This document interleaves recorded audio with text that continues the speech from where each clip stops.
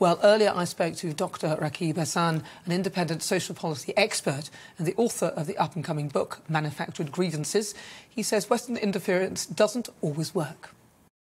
There was a seriously misplaced form of ideological radicalism in that the Western forces there were looking to win the hearts and minds of the Afghan people through liberal democratic values. But what was really interesting was that Pew Research Center, a highly respected institution, they did a survey across a number of Muslim countries looking at their attitudes towards governance, law and order, social relations.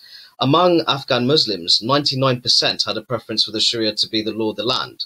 So incredible level of support for Sharia-inspired governance.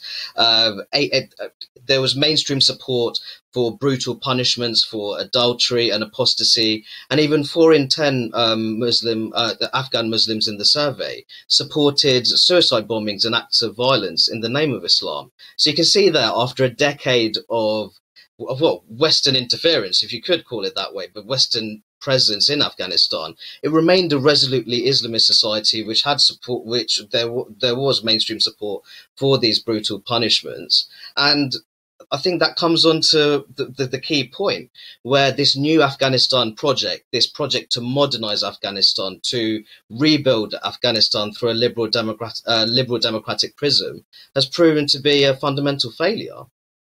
I mean, this is the thing, isn't it? In a sense, it's what you said at the beginning. It's a load of detached politicians who feel that they should be making decisions for people in a country where they don't actually reside.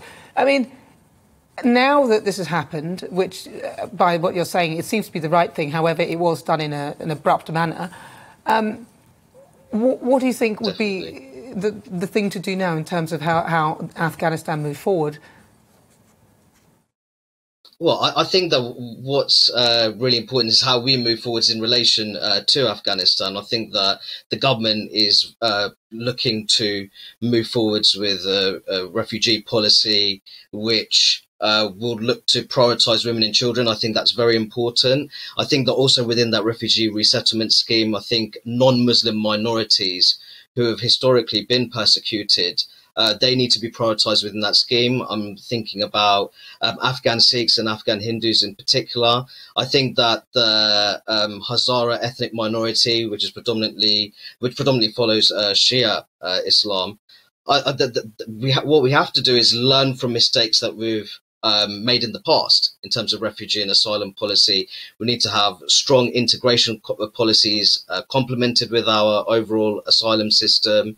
I think in the past we have been quite naive in terms of thinking about if refugees automatically are given a place in Britain, they will absorb seamlessly into liberal democracy. It doesn't quite work like that. So we need to be hard-headed in respect of how we implement our refugee policy. And once refugees are relocated into the UK, how we can secure more positive social integration outcomes.